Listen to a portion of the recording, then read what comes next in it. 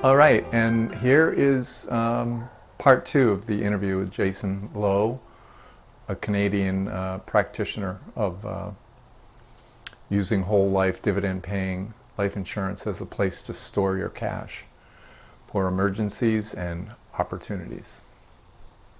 Thank you for listening. Is in terms of, okay, so when did you, let me just say, when did you start your own policies? July of 2008, So you've been at it, for what's that? 15 years. 15 years. Oh my God, I can't imagine what it's like at 15. It Pretty feels so good incredible. at 3. It's pretty incredible. Like I'm just getting to the point where you're going to start to see it really start to move. But then I've heard, 6 to 8 years, you really, now Oh, 15. goodness. And Oh, obviously yeah. there's people that have been at it for 20, 30 years, Yeah, absolutely. Well, Yeah, David Stearns. we've got 68 policies now in our family banking system. And when you And say, excuse me, when you say family, you mean your immediate family and extended family? oh, yeah. Yeah. Yeah, I've got policies in place on all 4 of my children, all of my nieces, all of my nephews, my sister-in-law, my sister, key employees in our group of companies, my spouse, etc. And I'll tell you, when you don't have to rely upon a commercial bank for anything other than the convenience of debit, that's a pretty peaceful, stress-free way of going about life financially. That's for sure. Yeah. Yeah. But it takes time. That's what Nelson, he did such a brilliant job of really level setting a person's expectations around it, because he said in his book, Becoming Your Own Banker, that it would take the average person 20 years to be able to achieve the degree of what I just described, where you no longer rely on a commercial bank for anything other than the convenience of debit, that it would take the average person about 20 years to get there. And we live in this society that, 15 years ago was much less of a instant gratification than we are today. It's much more prominent today. You've got instant coffee, instant food. You can order products from Amazon right now and have them show up on your front doorstep today. And so people develop this way of living, and then with an expectation that everything that they do financially is going to fall into that instant gratification outcome. And that's just not the way of becoming your own banker, the infinite banking concept. It's meant to be achieved incrementally and gradually over a period of years. And Nelson always said, if you show me someone who's depositing premium into their policies for 7 years or longer, I'll show you someone who's conquered Parkinson's law. And the interpretation of Parkinson's that he's referring to is that your expenses rise to equal your income. And what was once a luxury now becomes a necessity. If you can take a portion of your financial resources, because you're already prioritizing 100% of your financial resources. If you earn $1, you're already prioritizing where every penny of that dollar is going to go. So if you want to become your own banker and you want to set about that journey, you have to first possess the desire to do that. But you also have to go through a period of pretty serious introspection to say, I have 100% of my financial resources already prioritized and allocated. I need to reprioritize and reallocate a portion of my financial resources to crank up premium on dividend paying participating whole life insurance contracts. And I need to incrementally and gradually expand that over a period of time. Yeah. And so when you hear people struggling or trying to think, where am I going to get the money to start? The money's already there. 100% of your financial resources are already flowing away from you. You just have to go through that period of introspection to say, change is required in order for me to take control of this function gradually and incrementally over a period of years. Right. Right? Yep. Isn't that good? Yep. Yep. That's great. And I would also just add that even the commercial bank down the road in your hometown, anybody's hometown, they had to do the same thing. It was incremental. It was slow.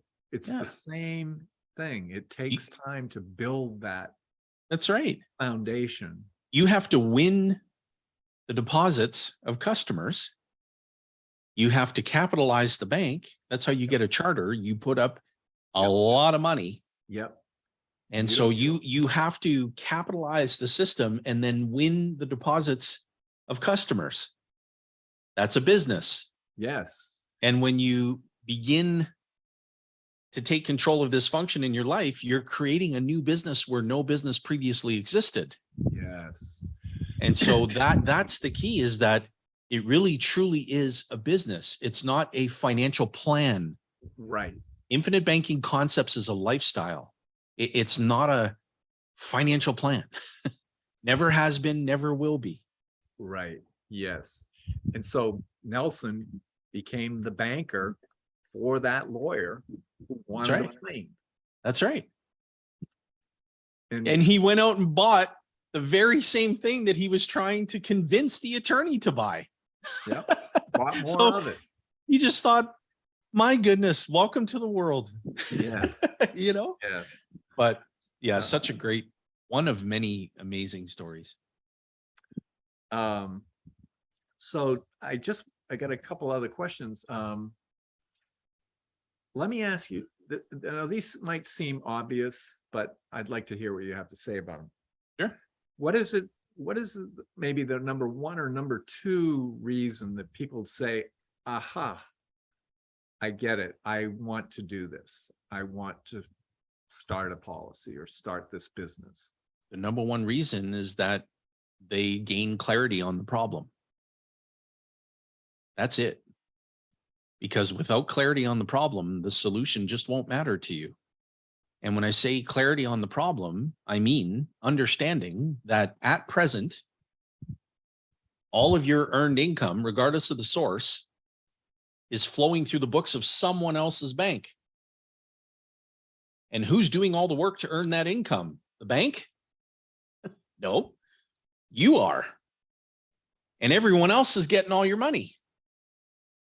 And so how much longer do you want that to continue? If you don't see it as a problem, then there's no time frame in terms of how long you want. You'll just think that that's your lot in life and that it just needs to carry on that way. Versus if you recognize and you clearly identify that as a problem, okay, I see it. I see that doing all the work, earning all the money, having all that money flow through the books of someone else's bank, and every dollar that I spend for all the necessities and all the things that I need throughout my lifetime is a dollar that I can never use again, never earn interest on again, not only for my generation, but for every future generation that comes after me. Right. If I have clarity that that's a problem, and then you present a solution to that problem to me, well, it's going to mean everything to me. I am going to want to implement that solution. The mistake that advisors, and I'm being general here, I'm not broad stroking every advisor, I'm just speaking in general, is that advisors immediately go to the solution without first verifying that their prospect has a crystal clear understanding of the problem. And then they wonder why their prospective client doesn't do anything. Because the solution didn't matter. Yeah. They didn't recognize that they had a problem. Right. Or the seriousness of it. No kidding. And it's not, for heaven's sakes, it's all about understanding where the money's flowing to, who the money's being put to work for, and for how long.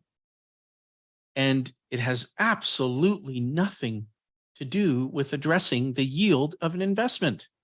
That's such a fatal error in thinking about infinite banking concepts. It has nothing to do whatsoever with addressing the yield of an investment. It has everything to do with how you go about financing the things that you need throughout your lifetime, which can certainly include investments. But far too often, again, you see that noise out there. Let's compare a tool, participating dividend paying whole life insurance, to a whole wide range of other products. That has nothing to do with infinite banking. That has nothing to do with becoming your own banker. Nelson, he expressed this so often. If you look at the illustration of a policy, that's what you can see. Infinite banking concepts is the unseen. It's everything that you do with that policy, which will never show up on an illustration. Right. And if you're a life insurance agent, I want you to rewind this and play that back again. And then rewind it and play it back again.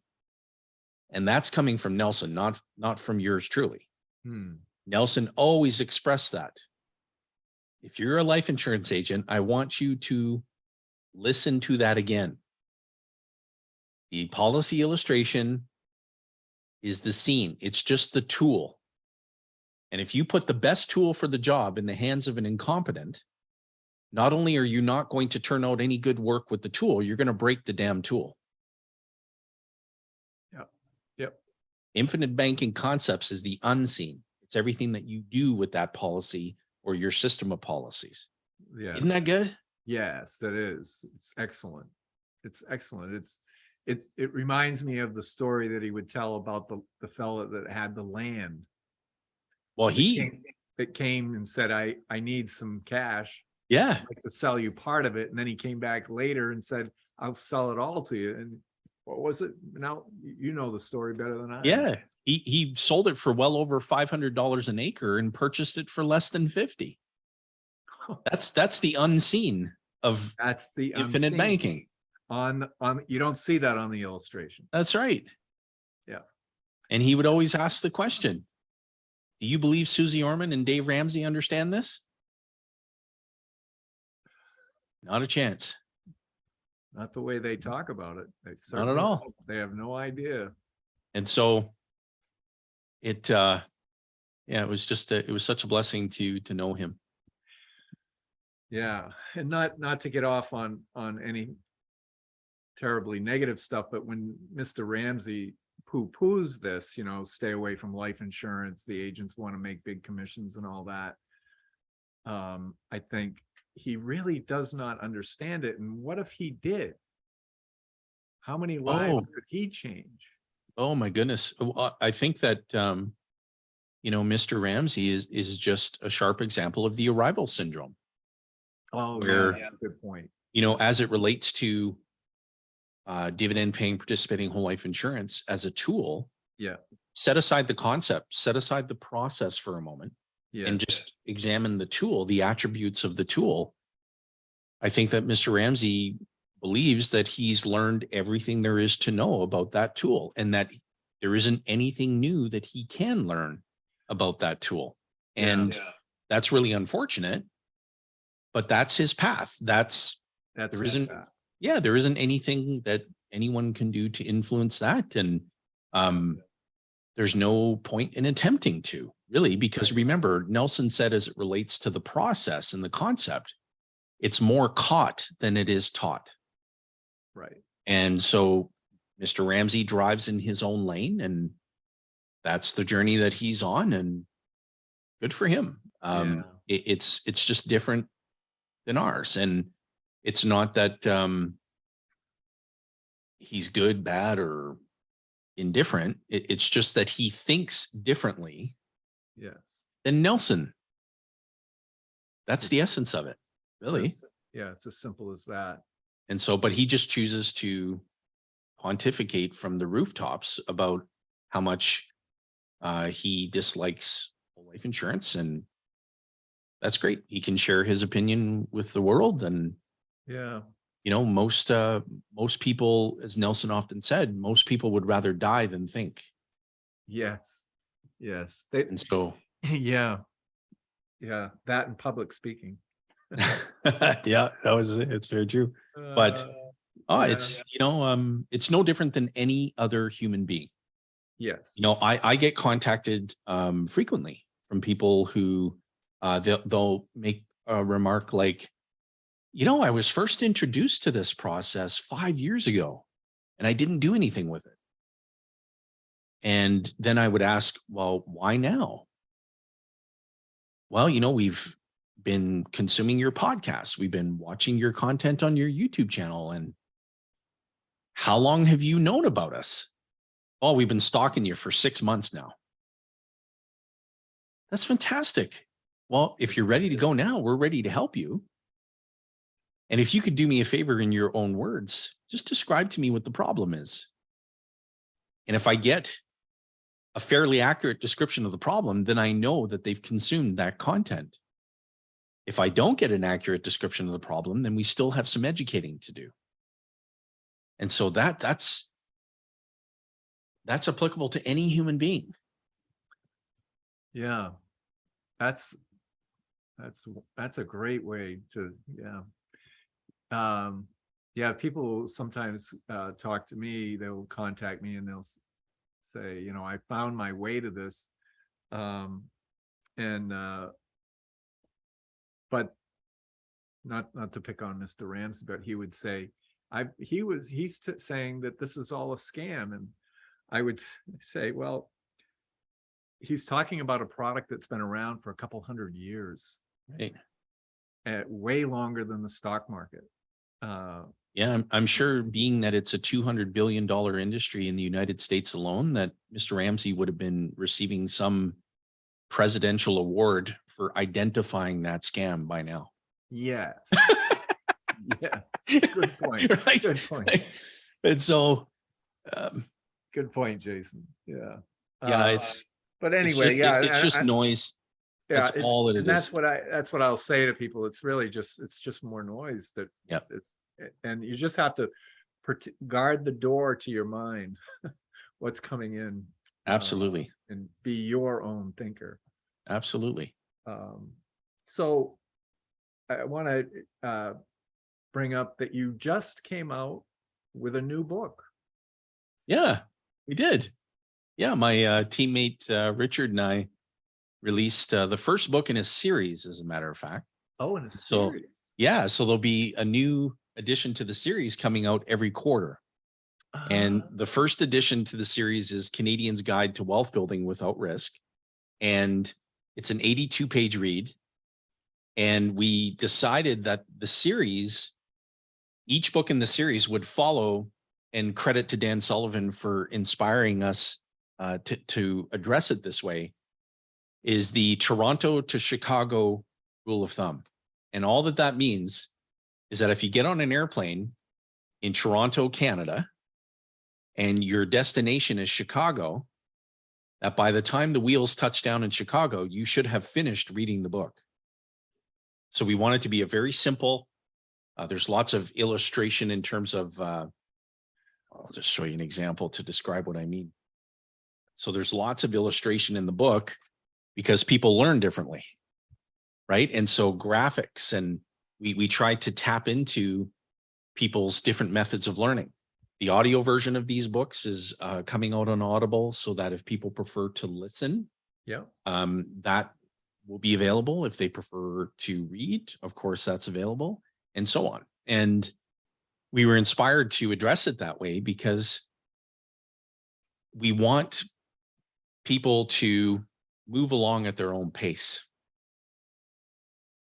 Because we find when somebody finally catches the message, my goodness, they've caught it. Yeah. And they're motivated and very eager to begin implementing the process. And there's just no friction. There's no pressure. There's no trying to back someone into a corner and reach into their wallet. Yes, there's no sales No, portion not to at it. all. Not at all. And so Yeah. it's exciting. Yeah, we're pretty excited, and we give all credit to Nelson, and we dedicate every book in the series to Nelson. It's not meant to be a replacement in any way, shape, or form to Nelson's book, Becoming Your Own Banker, or his book, Building Your Warehouse of Wealth, or The Case for IBC. Yeah. This book is only meant to serve as an extension, because Nelson spent so much time really teaching, and we want to share all of that with the marketplace and just get that out there, because nobody going forward is going to have the opportunity to meet him in person and to have had the opportunity to get to know him the way that Richard and I did. And we just want to share that. Yeah. Isn't that good? That is excellent. Would you say once a quarter? Yeah, every 90 days. Yeah. Whoa. Yeah, the first 3 books are already written. And so we just released the first one. And now we've got a bit of a library so that we stay on top of that time frame of quarterly releases. Ah, that's awesome. Yeah. Another thing, well, let me just say, the thing there are other, obviously, there's hundreds of practitioners, and a number of them have written books, not to replace, but to complement Nelson's book. Yeah. And the beauty of it all too is here's a prime example. You and I on this call, we're both of IBC practitioners, and there's no sense of competition. Now, granted, you're in Canada and I'm in the US, but you are potentially moving to the US. Is that correct? Well, so our US division of our parent company, so Ascendant, which is a company that I founded, our US division, named Life Eva, is our plan is to commence operations January 1. And we're very much looking forward to that. And to your point, like, we just as a business and as people, like, we truly live in a competition-free zone. You can never ever become the best version of someone else or some other business, right? You show up in your unique ability, teamwork. You show up in the marketplace in your unique ability. And that's what we emphasize in our group among our teammates, is if you're thinking collaboratively versus thinking competitively, then collaboration opportunities begin to appear everywhere. Yes. And that is so true. You don't have to own the ocean to sail on it. Excellent. Right. I love that. Plenty of room for everybody to sail on the ocean. Yes. Yeah, and I was mentioning earlier, before we started, but that I'm part of a small little mastermind. There's only 4 of us, and we're all in the same business, and we just love to support each other, help each other. That's great. I love that. It's where I want to be. That's great. And then therefore we can, as a group, help all those that are open-minded to listen. Definitely. And make up their own minds. Definitely. All right. Well, I think that's, well, how would you like to finish this, and how can people get a hold of, we want to say this.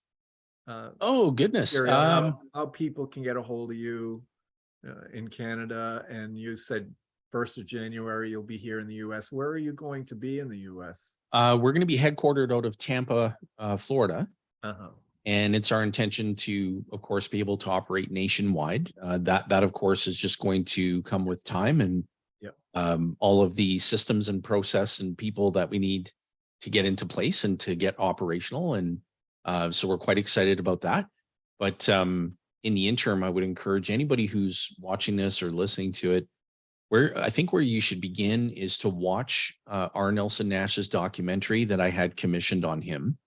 And you can view that at nelsonnashfilm.com. Again, that's nelsonnashfilm.com. And there's no cost associated with that. It's just a website that you'll land on, and you can watch that amazing documentary. And then for folks who are in the business, we also created a website named learnfromnelson.com. Again, that's learnfromnelson.com. And there's a lot of archived footage that we've shared that is beneficial not only to advisors, but to the general public as well. People who can just really, truly learn from Nelson. And then thirdly, stay in touch on social media.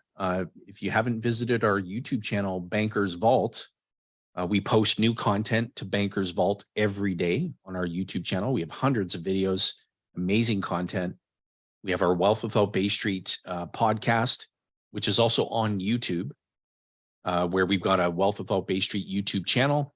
And on that channel, we interview existing clients who have been in process for many years. And so you get to hear from real people who are implementing this in their lives. And we're just privileged to interview them and share their story with the world. And so that's what I would encourage people to do, is to always be learning.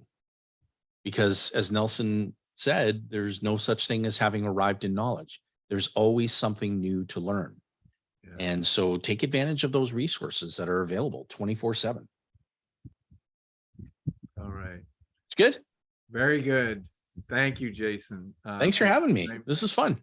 Yeah, it was. And I hope it's helpful for you. And I hope that it's helpful for anybody who listens to it or watches it. That is what would bring me joy, is if somebody said, hey, I watched that and it was really helpful for me. Good. Yes. Yes. Me too. Get one person. It's well worth the time. Cool. Yeah. All right. Jayson, we'll keep in touch. For sure. And I'll see you at the next think tank. You can count on it. Yeah. All right. Thanks, Raymond. Yes. Take care, Jayson. All the You best. bet. You too. All right. All right. Bye-bye. Bye-bye.